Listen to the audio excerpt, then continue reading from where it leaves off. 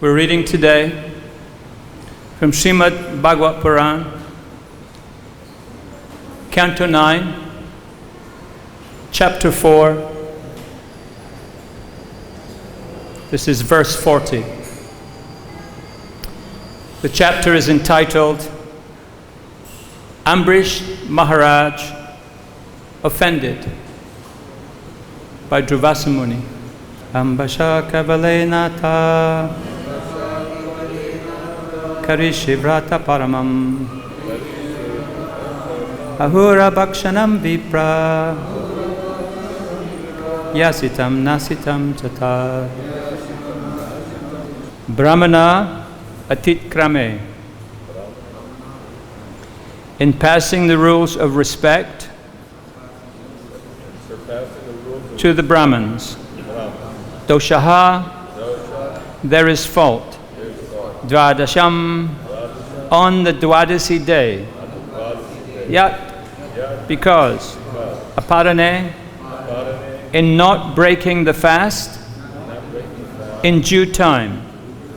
Yat kritva, after doing which action. Sadhu, what is auspicious. May, unto me. Bhuyat, may so become. Adharmaha, what is irreligious. Va, either. Na, not. Mam, unto me. Sprisyat, may touch. Ambasha, by water. Kavalena, only. Ata, therefore. Harishye, I shall execute. Vrata paramam, the completion of the vow. Ahu, said. Apabhakshanam, drinking water. Vipraha, O Brahmins. He, indeed. Asitam, eating. Na asitam cha, as well as not eating.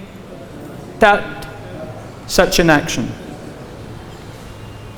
The translation and purport by His Divine Grace, A.C. Bhaktivedanta Swami, who very mercifully brought the wisdom and the devotion of the Bhagavad-Puran to the Western countries so that we, fallen people, could cultivate a taste for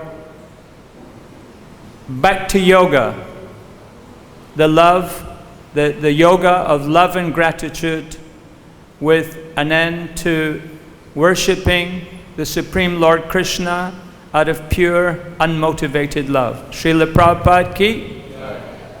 Translation. The king said, to transgress the laws of respectful behavior towards the Brahmins is certainly a great offense. On the other hand, if one does not observe the breaking of the fast within the time of Dwadasi, there is a flaw in one's observance of the vow. Therefore, O Brahmins, if you think that it will be auspicious and not irreligious, I shall break the fast by drinking water. In this way, after consulting with the Brahmins, the king reached this decision. For, according to Brahminical opinion, drinking water may be accepted as eating and also as not eating. Purport. When Maharaj Ambrish, in his dilemma, consulted the Brahmanas about whether he should break the fast or wait for Durvasa Muni, apparently they could not give a definite answer about what to do. A Vaishnava, however, is the most intelligent personality. Therefore, Maharaj Ambrish himself decided, in the presence of the Brahmanas, that he would drink a little water, for this would confirm that the fast was broken, but would not transgress the laws for receiving a Brahman. In the Vedas, it is said, Apyos dati tan navaisitam navai asitam. This Vedic injunction declares that the drinking of water may be accepted as eating or as not eating. Sometimes, in our practical experience, we see that some political leader adhering to satyagraha will not eat but will drink water. Considering that drinking water would not be eating, Maharaj Ambrish decided to act in this way.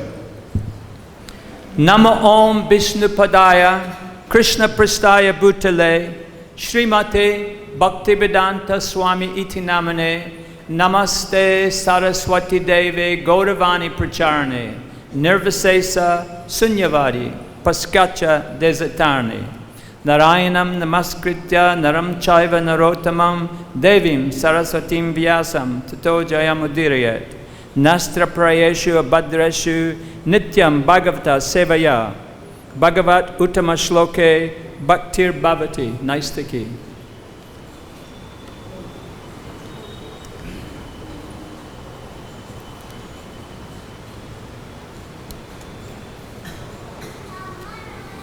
Each section of the Srimad Bhagavad Puran, as translated and commented upon by the Vaishnava Acharyas, give us the opportunity to kindle pure love of God. This is the entire purpose of the Srimad Bhagavad Puran. And this is the intention of the author, Vyasadeva, in compiling narratives about the Supreme Lord's pastimes, and also the life and activities of the pure devotees of the Lord. So in this particular section, there is a very famous activity and attitude of Ambrish Maharaj. Each section,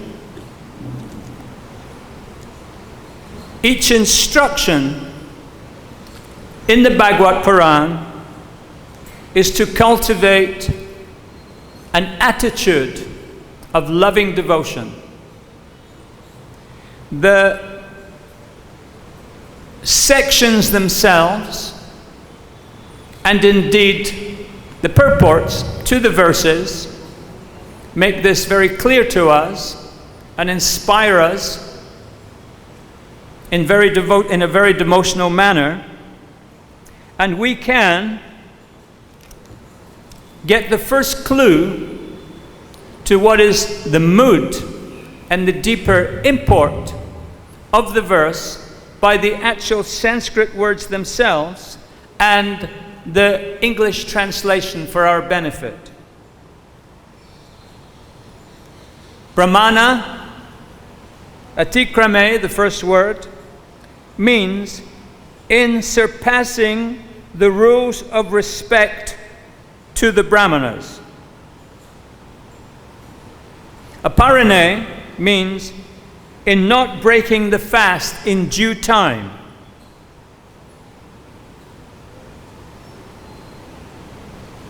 Vrata paramam means by completion of the vow. And bak sanam means drinking water.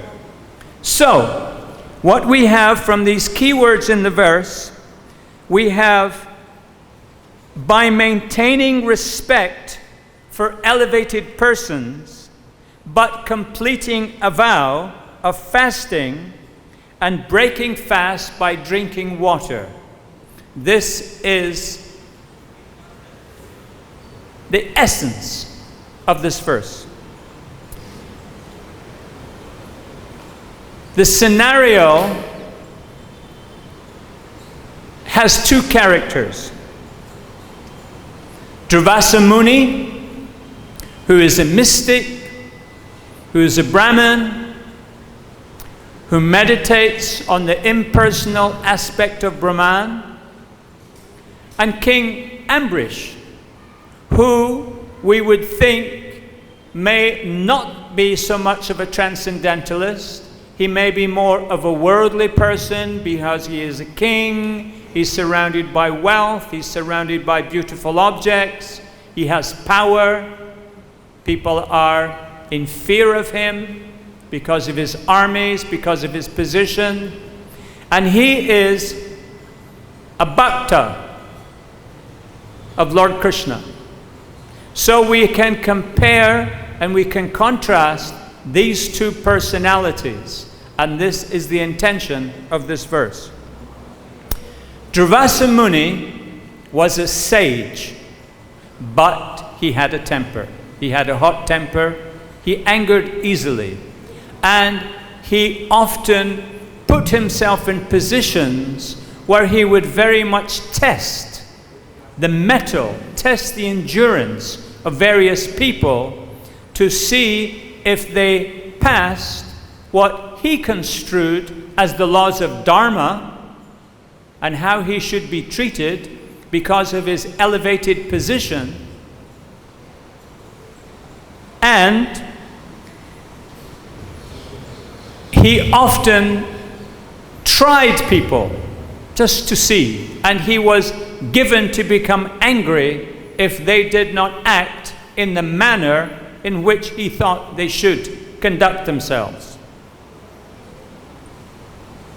In the Brahmanda Puran, there is a situation in which there is a quarrel between Brahma and Shiva.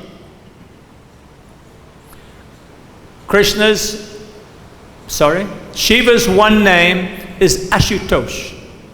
Ashutosh means, quite simply, he who can be very easily angered or very easily appeased.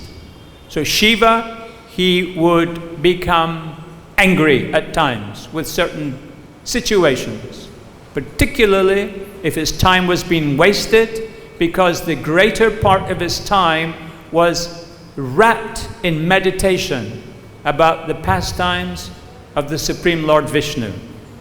So, with this quarrel between him and Lord Brahma, Lord Shiva, Ashutosh, he became filled with rage. Parvati, his wife, she was frightened. She said to him, Durvasam bhavati me. She said, it has become impossible for me to happily live with you. In the purport to yesterday's verse, and the speaker spoke at some length on this point, of how the wife should be submissive to the husband. But here we have a situation where the husband was not behaving. So it's not always the wife's fault, ladies, and you must encourage your husbands to act in a respectable manner. She said, Durvasham bhavati me. I can't live with you if you're just going to behave like this. Another lady, Anasuya, she had previously received the boon that she could have Shiva's child, that a portion of Shiva's greatness would be transferred to her womb and she would have a qualified son. So Shiva, in keeping with this boon, he transferred his rage, and Durvasa was born an angry young chap. In the Mahabharata, Anasuyam Parvat, chapter 160, it describes how Durvasa caused difficulty to Krishna and Rukmini there in Dwarka. In the Mahabharata and the Vani Parva, chapter 263, Duryodhana convinced Durvasa to trouble the Pandavas, but Krishna intervened and saved the day. In the Valmiki Ramayana, the Balakanda, section 61, Indra stole a cow from Ambrish, from his yogashala where he was conducting a sacrifice. For Devendra, Lord Indra, was envious of Maharaj's, Ambrish's, his power and his fame. So, in this particular pastime, in the Mahabharata, it's mentioned, an additional piece of information is given, that Indra instigated Durvasa to act against Ambrish. For again, Indra was envious of his power that he would receive upon completion of 24 Nirjal Ekadasis that he had started and was about to finish again in the month of Kartik. So, in conclusion, Durvasa Muni, like Narad Muni at times, could be classified as an Ajan provocateur. He was a mixer, deliberately causing trouble. Now, in contrast, we have Ambrish Maharaj. There are 9 processes of devotion described in the Padma Purana. Shravanam is speaking, and Parikshit Maharaj excelled in this, in speaking Bhagavad Purana. Kirtanam, remembering, this was Sukadev's forte. Smaranam, remembering, Prahlad Maharaj, he was very, very good. He was famous for this. Padasevanam, serving the lotus feet, Lakshmi Devi herself constantly served the Lord's lotus feet. Archanam, puja, Prithu Maharaj was famous. Vandanam, offering prayers, Akura. He gets famous for this activity. Satyam, friendship with Sadama Brahman.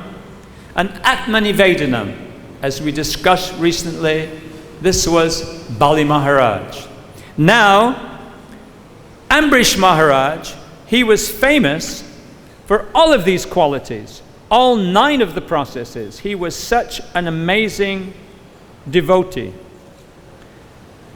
It is said, a few verses earlier, Maharaj Parikshit always engaged his mind in meditating upon the lotus feet of Krishna, his words in describing the glories of the Lord, his hands in cleansing the Lord's temple, his ears in hearing the words spoken by Krishna or about Krishna. He engaged his eyes in seeing the deity of Krishna, Krishna's temples, and Krishna's places like Mathura and Vrindavan. He engaged his sense of touch in touching the bodies of the Lord's devotees in service. He engaged his sense of smell in smelling the fragrance of the tulsi offered to Krishna. And engaged his tongue in tasting the Lord's prasad remnants. He engaged his legs in walking to the holy places and temple of the Lord, and his head in bowing down before the Lord, and all his desires in serving the Lord 24 hours a day. So he is an amazing devotee by any standards. He was a king. He was a very, very wealthy king. He was the emperor of the whole world with all of what the world contained. It says in verse 27, Maharaj Ambrish gave up all attachment to household affairs, wives, children, friends, and relatives. To the best of powerful elephants, to beautiful chariots, carts, horses, inexhaustible jewels, to ornaments, garments, and into an inexhaustible treasury. He gave up attachment to all of them, regarding them as temporary and material. This is a very interesting word, inexhaustible. It means no matter what you do, pretty much it's still going to be there. We can say the ocean is inexhaustible. No matter how much water you scoop out of the ocean, it's practically speaking not going to make very much difference. It's like the Ganga is inexhaustible. It's been flowing for millions of years and will continue to flow. Inexhaustible. His jewels and his treasury, his wealth, was inexhaustible. It mentions carts, horses, equipment. If we think of this in modern terms, it's how many vehicles, how many airplanes, how many helicopters, how many yachts he has. Very successful people, people who reach the billionaire status. There's about 200 of them on this planet today. Invariably, they have a yacht to show their wealth. When they meet for a film festival in the south of France, they don't go to a hotel. They just pull in their yacht into the harbor. So all of the sheikhs, all of the movie stars, all of the big industrialists, they have a yacht. So this is the modern equivalent. In Bombay today, there is one very wealthy gentleman called Mukesh Ambani. Very, very wealthy. And he built himself a house for his family, which was 60 stories tall, 60 floors. However, in his building, it only has 27 floors, because each floor is double height, double the normal height. So we say it had a vaulted ceiling, or it had a cathedral ceiling. His car park is for 168 cars. He has a theater with 50 seats if he wants to watch a video with his friends. It has 400,000 square foot. That's the equivalent in India of 600 cricket pitches. To the Western-minded person, it's the area, his house is the area of 5 professional soccer pitches. It was in 2014, it was valued at £2 billion. 2 billion is 335 crores of dollars, or 23,000 crores of rupees. And that's his house. That's not his entire wealth. That's what he paid so he can sleep comfortably at night. That's one man, a billionaire, out of 200 billionaires who are the wealth of this planet. Maharaj Ambrish was the king of everything. He was the most wealthy person. His jewels and his coffers of the treasury were inexhaustible. But he considered everything in the universe to have the value of a piece of stone. As we walk around Vrindavan, as we see construction sites, as we walk along the road, we see so many pieces of broken stone which are just left there. They have no value. Nobody even wants to use them. Just a piece of broken stone. This person, who had many, many more times what Mr. Ambani has, considered everything to be the value of one of these worthless pieces of stone. Durvasa Muni, in text 37,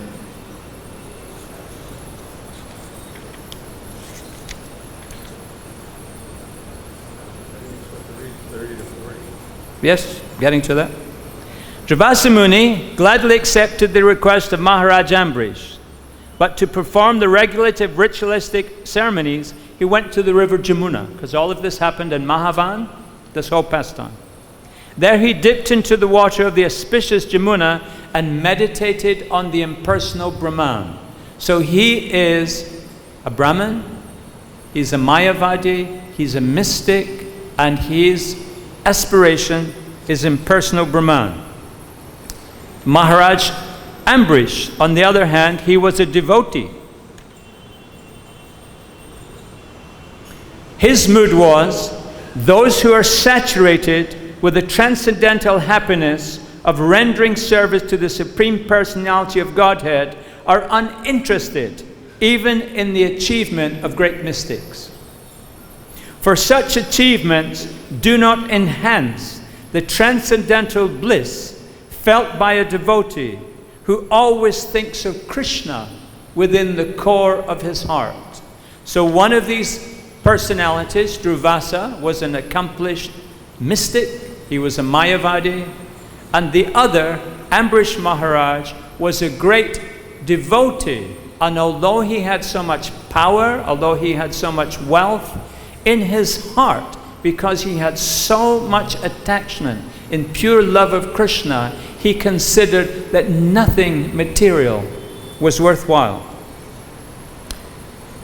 Lord Chaitanya, he instructed Sanatana Goswami, and it's recorded in Chaitanya Charitamrita, chapter 22, verse 121. He talks about the regulative principles of devotional service. He said from these you attain the highest perfection, and you obtain the most desirable treasure. This is how Lord Chaitanya describes us applying ourselves to 64 devotional principles. He gives 10 items of do, and the 9th item is observing Ekadasi. He gives 10 items of don't. Number 9 is observing Ekadasi. Number 10 is worshipping the cows, the Brahmins, and the Vaishnavas. The first of the 10 don'ts is to avoid offenses to the process of bhakti and to the holy names of the Lord. Then he goes on to give the rest of these another 44 processes. In the next section, next list, is the 9 processes of bhakti, and number 10 is my favorite application of bhakti in all of the instructions that Lord Chaitanya gave, which is dancing before the deity. And that is my favorite pastime, to dance before the deity. When I was a brahmachari here in the beginning days, at one time I was the pujari in Delhi, in Todermal Lane, and I wanted to learn Bharatanatyam dancing. I went to the Kalakendra, I said I want to become a student, I want to dance, I want to express myself gracefully before the Lord. And they said, yes, you can come, no problem. You have to come and live here for 6 weeks. I said, oh, I can't. I'm the pujari, I can come in the morning, I have a few hours. They say, no, you must. I said, sorry. So, although I aspired to be much more graceful in my dancing, I still love to dance before the Lord. The 9th item in all of the 64 was observing Ekadasi. Ekadasi observing, as is explained in Hari Bhakti Vilas, means Nirjal Ekadasi. It means not eating and not drinking. Not eating and not drinking is observing Ekadasi.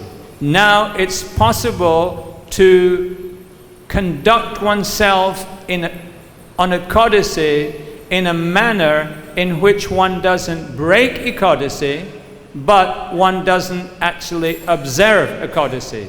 And that is what Srila Prabhupada gave us. Don't eat grains, don't eat beans. And to some people's mind it becomes more, you can't eat jeera, you can't eat tomato, you can't. But by following this, you can avoid breaking Ekadasi. But you're not actually observing Ekadasi. Observing Ekadasi means Nirjal Ekadasi, and this is what Ambrish Maharaj had done. In the Srimad Bhagavatam 4:26-30 in Paranjana, In the purport, Prabhupada says, according to the Vaishnav calendar, there's many fasts, Ekadasis, and the appearance day of the Lord.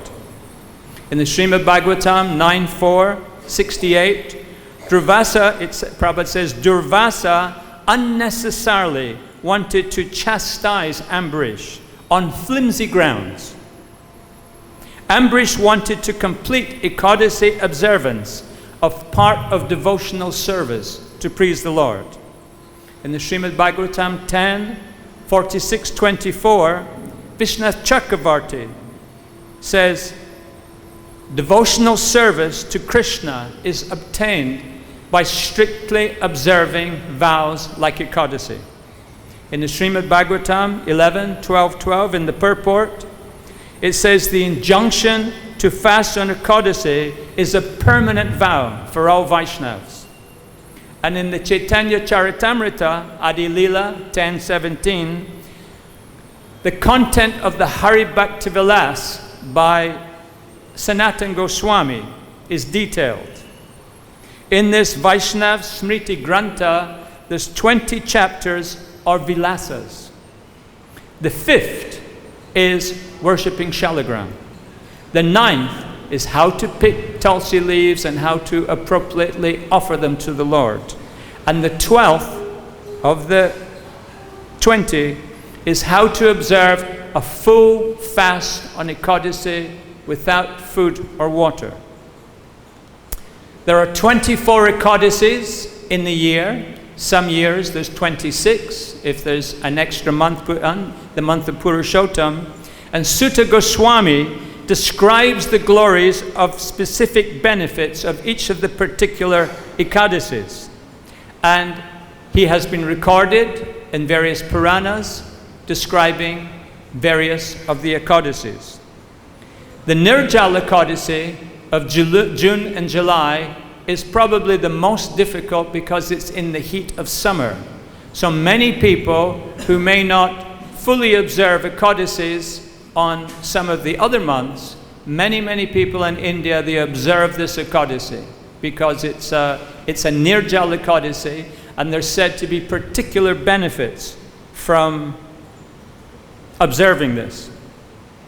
The issue of contention in this verse between Durvasa Muni and Ambrish Maharaj is this breaking of Ekadasi. Ekadasi is a lunar tithi.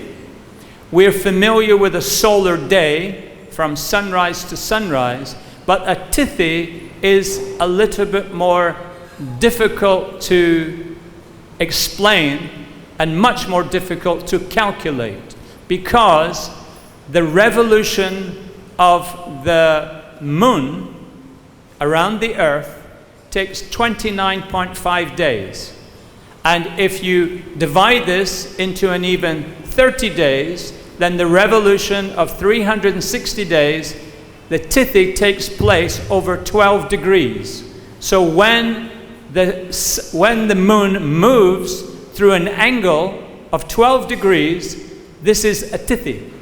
So the Vaishnav calendar is actually a luni-solar calendar, because we do observe solar days and also lunar days. But the lunar day is only, the lunar year, 12 months, is only 354 days, where the solar year, as we know, is usually 365 days. So there's 11 days short, and they make up for this every 32 and a half months by putting in an extra month, a Purushottam month. There's no observances, there's no festivals in these months. It's simply an extra month to align the solar with the lunar. And we can get all of these details in the Vaishnav Panchaga.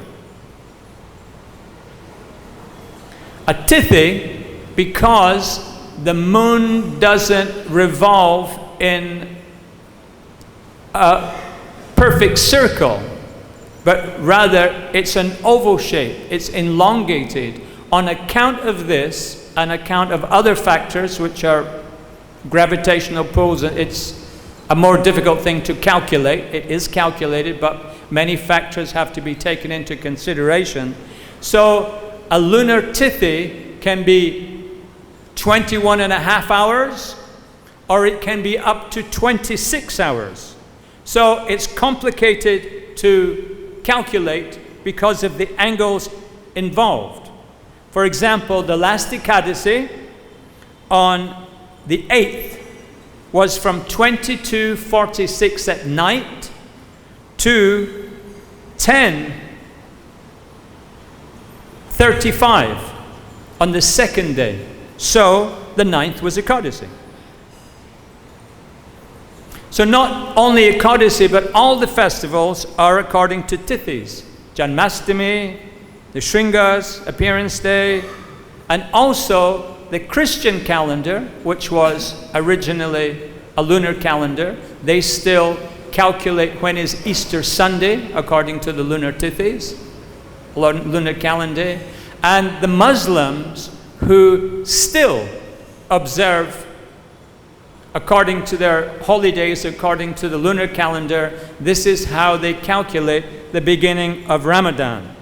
But practically speaking, we observe the Ekadasi Tithi, although it may start at an odd time and finish at an odd time, there's some considerations as to when the Tithi will be. So we observe the Tithi from sunrise to sunrise. And that's when Ekadasi is. It starts at sunrise to sunrise the next day. So given that we observe from sunrise to sunrise, in spite of all of the complications and the difficult in calculations, breakfast is easy to calculate. Quite simply, one takes the time, the hours and minutes of sunrise, the hours and minutes of sunset, and calculates in between. You get so many hours and so many minutes. If you divide this by 3, you get 1/3 of the daytime in hours and minutes. You add this to the hours and minutes of sunrise, and you get, for example, on the last Ekadasi, sunrise was 6:03, sunset was 6:11. That's 12 hours and 8 minutes. 1/3 of that is 4 hours and 3 minutes. If we add that to the sunrise, we are advised to break our fast between 6:03 and 10:06. And it's a very simple matter. So, because of this, it wasn't difficult for Ambrish to know when he should break the fast. He had observed fasts for 24 fasts at least, possibly 26 if there was an extra month. He had observed those fasts, and each Dwadasi he had broken the fast. Now this was finalizing the complete 24, a whole year of fasts. But he knew when he should break the fast. But then Durvasa Muni, and so they became the thing of, technically, if you take water, are you breaking, are you not breaking? So he did like this so that he could break the fast timely. Of course, Durvasa Muni got upset, he became angry, and we will find out how his anger prevailed and what was the solution to this in terms of in terms of Ambrish Maharaj being Lord Krishna's devotee.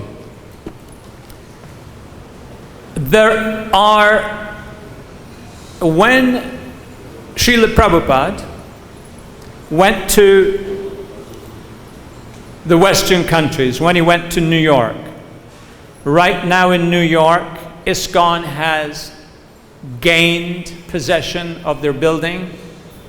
They're building it up again, starting things practically from scratch. And it reminds me of the difficulties Srila Prabhupada had when he started the ISKCON movement by himself as an old man.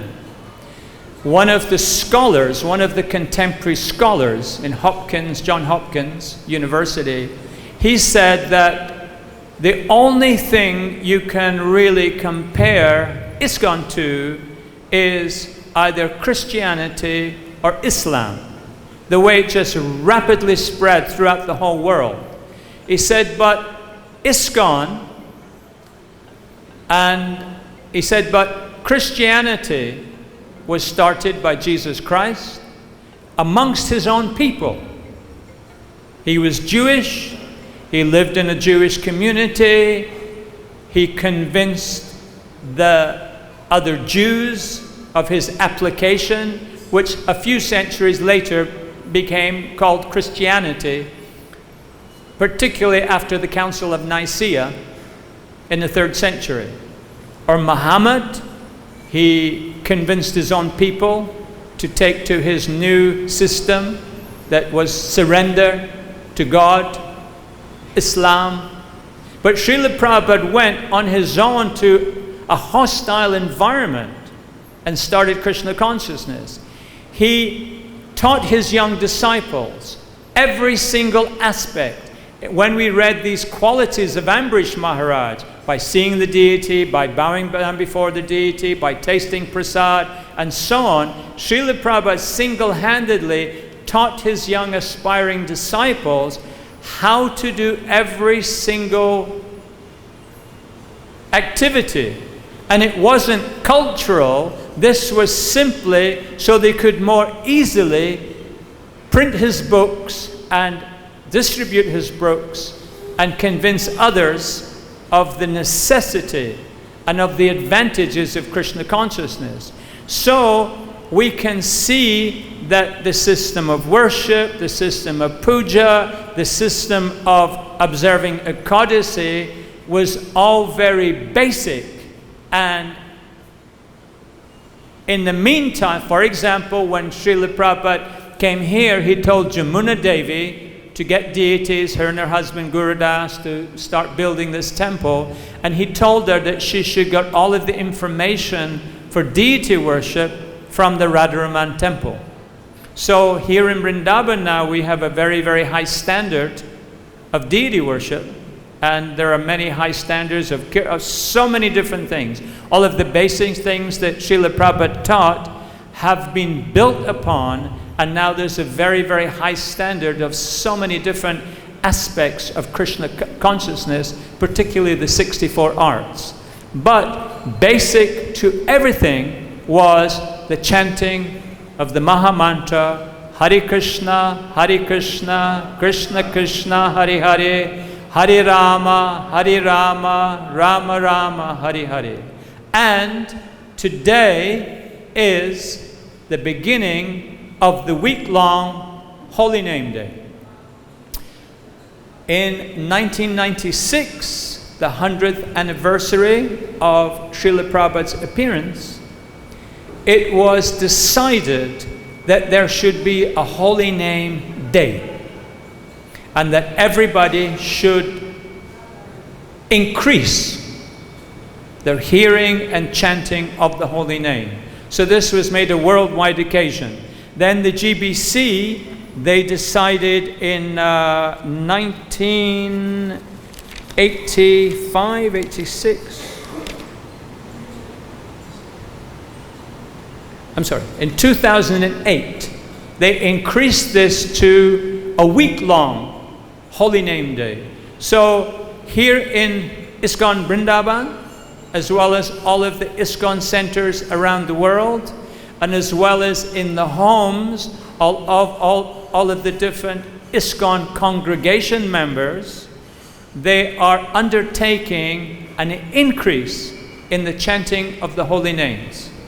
The holy names is described by Lord Brahma to Narad Muni and the Kali Santun Upanishad.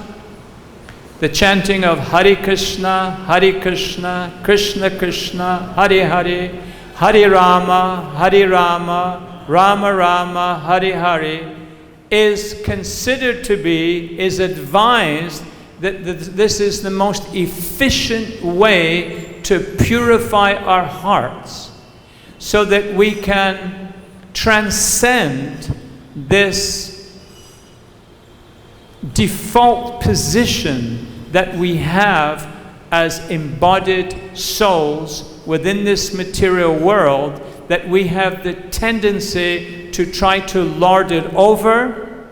We have the tendency to try to take ownership. We have the tendency to lord it over. This is our default position. You see it every day. You see the big monkey comes and he scares the others and he takes the food. People are especially fond of giving the young baby calves, the young bulls, food, and the mom comes along and moves them out the way and she eats the food. So this whole circumstance of each entity considering himself to be the center of the universe, and his gratification, his needs, his satisfaction is the most important thing, this can be militated against by the chanting of the holy names. So in this Holy Name Week, we're going to have a small pandal at the front. There will be kirtan performed in the pandal, particularly in the evening. So everyone is requested to adjust their services to some degree to personally and collectively, congregationally, to take part in the chanting of the holy names. Each section of the Bhagavatam is a lesson. It's instruction. It's prasad. It's mercy. So that we're reading this chapter, the next chapter about Ambrish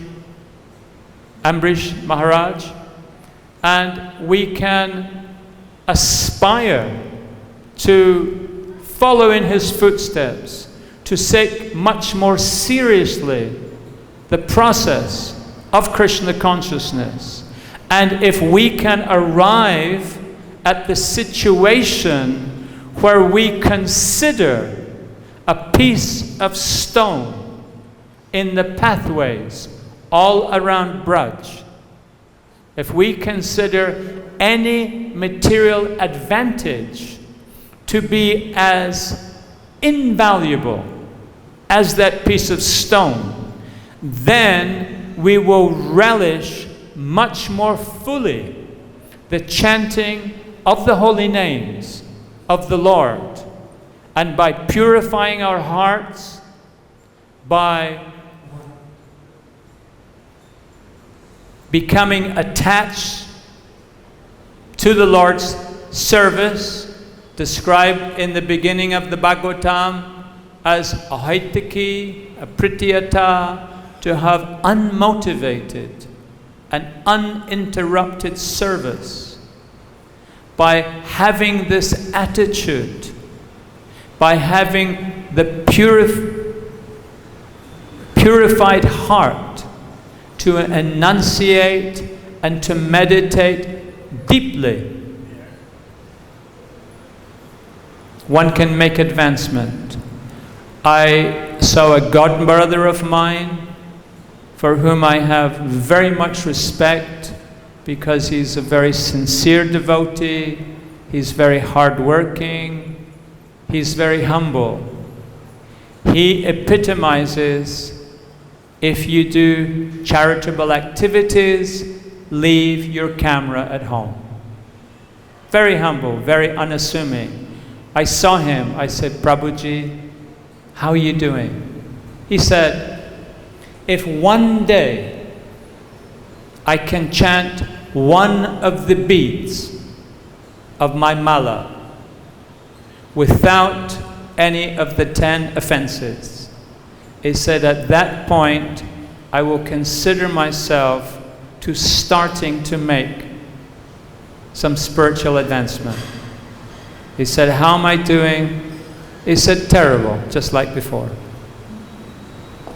So with this attitude of humility, not this attitude of lording it over, not this attitude of possessing to get power, to get reputation.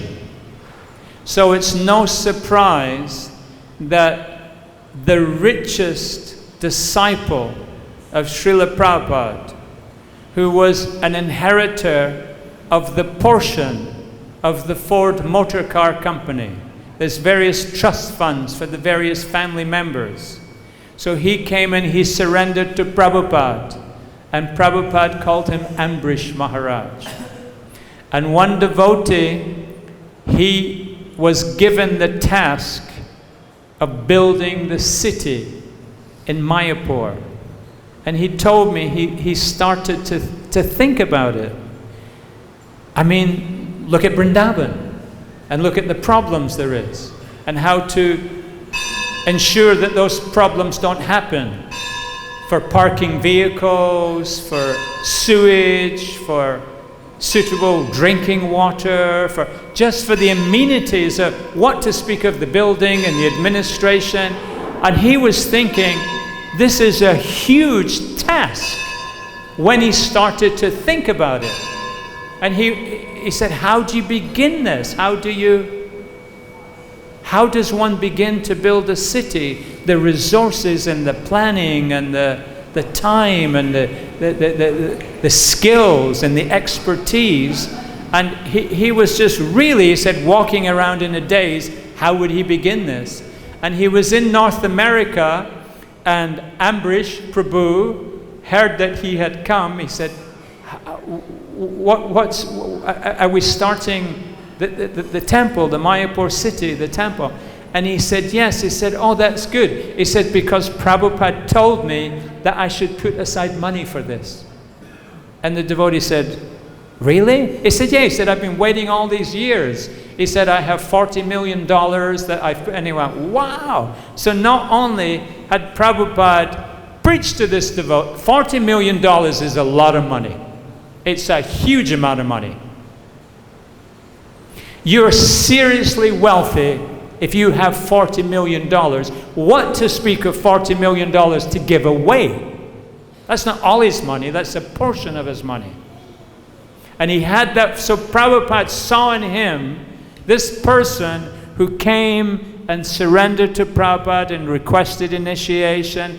Prabhupada called him Ambrish Maharaj, because he saw in him this quality of regarding everything he owned as the property of the Lord to be used in the service of the Lord.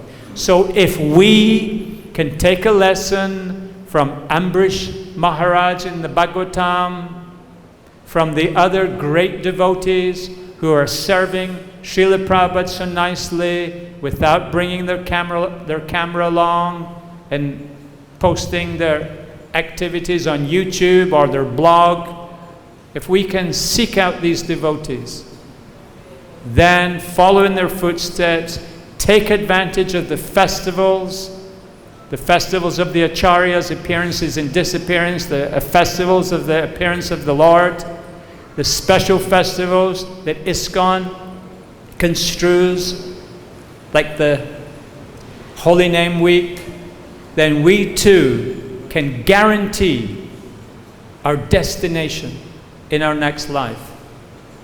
I've said this before, I'll say it many times again. I've seen 4 different letters that Srila Prabhupada wrote to his disciples. He said, if you follow the regulative principles, if you chant 16 hours a day, you will see Krishna face to face. He said, this is guaranteed. So when Srila Prabhupada came to the Western countries to give us the process of bhakti, it comes with a guarantee that we can go back to the spiritual world, dance for Krishna, perform so many activities as the servant of the servant for Krishna's pastimes.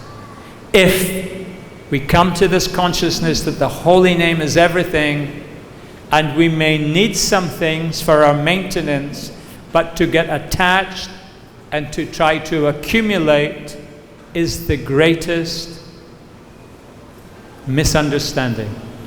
Hare Krishna.